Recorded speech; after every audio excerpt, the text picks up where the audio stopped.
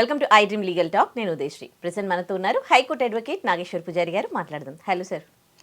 చాలా మంది అప్పులు చేస్తూ ఉంటారు, కానీ కొన్ని అనివార్య కారణాల వల్ల అప్పులు కట్టకపోలేని పరిస్థితుల్లో ఉంటే అప్పులోళ్ళు ఇంటి ముందుకు వచ్చి వాళ్ళు ఇబ్బంది పెడుతూ ఉంటారు. అప్పుడు వాళ్ళకి ఏమైనా ఆప్షన్స్ ఉన్నాయా? ఆప్షన్స్ అంటే ఇప్పుడు ఏముంటుంది, మన జీవితంలో మనం రకరకాల పనుల మీద బిజినెస్ కోసం కావచ్చు, చదువు కోసం కావచ్చు, లేదా పెళ్లి గురించి, ఆరోగ్యం గురించి రకరకాలుగా మనకు తెలిసిన వ్యక్తుల దగ్గర నుంచి అప్పులు తీసుకుంటూ ఉంటాం. జనరల్గా ఎవరైనా కట్టాలని అనుకుంటారు అప్పులు, కానీ కొన్ని పరిస్థితుల వల్ల జాబ్ పోవటం కాకపోవచ్చు, మనీ రొటేషన్ కాకపోవటం కావచ్చు, లేకపోతే బిజినెస్ రన్ కాకపోవటం కావచ్చు, ఇంకా కొన్ని సందర్భాలలో మనకు గవర్నమెంట్ పాలసీస్ కూడా దెబ్బతీస్తాయి. అప్పుడప్పుడు మంచి బిజినెస్ చేస్తుంటాం, గవర్నమెంట్ ఏదైనా కొత్త పాలసీ తెస్తుంది, తెలంగాణ ఆ పాలసీ వల్ల ఎఫెక్ట్ పడుతుంది బిజినెస్. అప్పుడు అప్పులపాలైపోతాం. అప్పులపాలు అయిపోయిన తర్వాత ఏమైందంటే ఇక్కడ ప్రధానంగా వచ్చే సమస్య ఎక్కడ వస్తుంది అంటే ఏంటంటే ఉన్న అప్పులందరూ కూడా సార్ మీద పడతారు. ఒక్కొక్కరికి నెలకు తీర్చుకుంటూ వెళ్ళొచ్చు, కానీ అందరు ఒకటిసారి తీర్చాలంటే వాని వల్ల కాదు కదా. ఈ ఇబ్బంది అప్పులు ఇచ్చినోళ్ళకి అర్థం కాదు.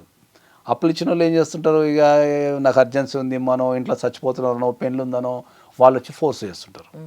ఓకే, ఇట్లా జరిగినప్పుడు ఏంటంటే మనము వీళ్ళు పెట్టే ఇబ్బంది వల్ల వీళ్ళు చేసే పని కూడా చేయలేరు ఈ అప్పు తీసుకున్న వాళ్ళు. సో వాళ్ళు వచ్చి ఇంట్లో కూర్చోవటము, డిస్టర్బ్ చేయడం వల్ల మొత్తం ఖరాబ్ అవుతుంటుంది. కాబట్టి దీనివల్ల ఏంటంటే చాలామంది చనిపోవటం కానీ, చంపటం కానీ, లేకపోతే క్రైమ్ చేయటం కానీ చేస్తున్నారు, ఏది ఎస్కేప్ కావటానికి. ఓకే, నేను అందరికీ చెప్పేది ఏంటంటే ఏ కారణం చేతనైనా మీరు అప్పు కట్టలేని పరిస్థితి కనుక ఉంటే మీరు కోర్టుకి వెళ్ళి మీరు వాళ్ళకి అప్పు ఇచ్చిన వాళ్ళకి ఎగైనెస్ట్ ఒక ఇంజెక్షన్ ఆర్డర్ తెచ్చుకోండి, సరిపోతుంది. వెళ్ళి అయ్యా నేను పలానా వ్యక్తి దగ్గర అప్పు చేసిన, సో కారణం వల్ల అప్పు చేసిన, ఇంత ఇంట్రెస్ట్ కట్టినా, ఇంకా కట్టలేకపోతున్నా, నా దగ్గర పైసలు లేవు, కాబట్టి నాకు ఒక 2 సంవత్సరాల టైం, ఒక 3 సంవత్సరాల టైం ఇవ్వండి, దాని తర్వాత నేను కట్టగలుగుతా అని చెప్పి మీరు పిటిషన్ కనుక వేసుకొని మీరు కోర్టు నుంచి కనుక తెచ్చుకుంటే మిమ్మల్ని అవతల వ్యక్తి కూడా ఇబ్బంది పెట్టే అవకాశం ఉండదు. ఎందుకంటే మీరు కోర్టుకి ఏమి ఉద్దేశంతో వెళ్ళారు, 2-3 years తర్వాత కడతానే వెళ్తున్నారు మీరు. నేను కట్టనని వెళ్తాను లేరు, మీరు కడతా కానీ నాకు టైం కావాలని అడుగుతున్నారు. ఓకే, కాబట్టి మీరు కంపల్సరీ అట్లా అడిగితే మీకు కోర్టు నుంచి ఆర్డర్ వచ్చే అవకాశం ఉంటుంది. కాబట్టి అది మీ అప్పుల వాళ్ళకి చూపించాయ్యా, నువ్వు మాట వింటాను లేదు, మరి నేను కోర్టుకి వెళ్ళినా నాకు ఒక 2-3 years టైం అడిగినా, ఒక 1 year టైం అడిగినా, 2 years టైం అడిగినా, కాబట్టి నువ్వు కోఆపరేట్ చేస్తే నేను అది తీర్చగలుగుతా అని చెప్పి మీరు మాట్లాడుకుంటే సరిపోతుంది. కొన్ని సందర్భాలలో కోర్టు నుంచి కూడా మనం మీడియేషన్ పెట్టించుకోవచ్చు కొన్ని సందర్భాలలో. ఎందుకంటే లెక్కలు తేడా వస్తుంటాయి, హై ఇంట్రెస్ట్ రేట్ ఉంటుంది, చెప్తే వినరు, వీని దగ్గర కొన్ని పైసలు ఉంటాయి కడతానికి. అప్పుడు మనం కోర్టుకి వెళ్ళి కూడా మనం మీడియేషన్ ఆప్షన్ పెట్టుకుంటే court will do the mediation, పార్టీని పెట్టి మీడియేషన్ చేసి ఆ అప్పును రెడ్యూస్ చేయటము, లేకపోతే దాన్ని తగ్గించడం లాంటివి చేసి మనకు దాన్ని స్ట్రీమ్ లైన్ చేసే అవకాశం కూడా ఉంటుంది.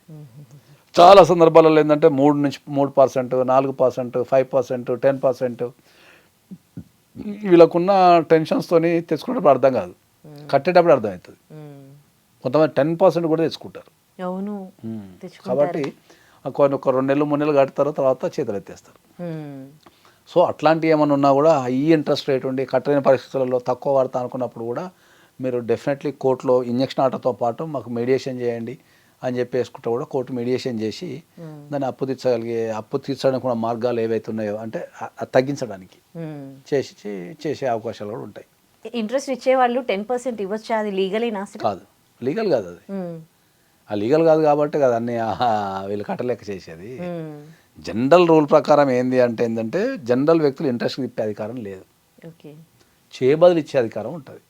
చేయబదులు అంటే హ్యాండ్ లోన్ ఇచ్చే అధికారం ఉంటుంది. దానిపైన నామినల్ ఇంట్రెస్ట్ అది తీసుకునే అవకాశం ఉంటుంది. ఎందుకంటే బ్యాంకులో వేసుకున్నా కూడా వాళ్ళు అదే పనికి బిజినెస్ చేయనికి లేదు. చిట్ ఫండ్స్ అన్నీ ఉంటాయి కదా, అవి లీగల్గా రిజిస్టర్ అయిన చిట్టిసే ఉంటాయి. అవి కంపల్సరీ రిజిస్టర్ ఆఫ్ చిట్ దగ్గర కంపల్సరీ చేస్తారు, రిజిస్ట్రేషన్ చేస్తారు అవి లీగల్గా. చిట్ ఫండ్ బిజినెస్ 2 ఉంటాయి. జనరల్ మన ఇంటి పక్కన అంకుల్స్ ఆంటీలో జనాల దగ్గర పైసలు తీసుకున్నది ఇల్లీగల్, అది ఇల్లీగల్ దందా. ఈ మార్గదర్శి లేకపోతే కపిల్ చిట్ ఫండ్స్ ఇంకా వెరైటీ ఇవన్నీ వీళ్ళు రిజిస్టర్ అవుతారు. వీళ్ళు కంపల్సరీ రిజిస్టర్ అయ్యి అదొక ఆర్గనైజర్గానే జరుగుతుంటుంది. మీరు చిట్టి వేసేటప్పుడు కూడా అది రిజిస్టర్డ్ చిట్టా అన్రిజిస్టర్డ్ చిట్టా అనేది మీరు కనుక్కున్న తర్వాతనే వేయాలి. మీ ప్రతి చిట్టికి ఒక నెంబర్ ఇస్తారు, ఆ నెంబర్ని మీరు వెరిఫికేషన్ చేసుకోవాలి. అది వెరిఫికేషన్ చేసుకుని అది రిజిస్టర్డ్ చిట్టి అనుకో మీరు బాధ్యతతో చిట్టి కట్టచ్చు.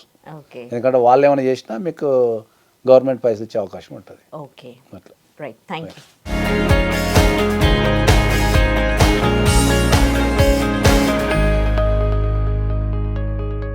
And for more videos, Please subscribe to iDream. Please subscribe to iDream. Please subscribe iDream. And please subscribe to iDream. For more videos, subscribe to iDream. Please like, share and subscribe to the channel. Congratulations, iDream. Subscribe to iDream. Subscribe to iDream. so subscribe to iDream Media. iDream की iDream team अंदर की huge congratulations. Please subscribe iDream Media. Please subscribe to iDream. Subscribe iDream. Please subscribe to iDream.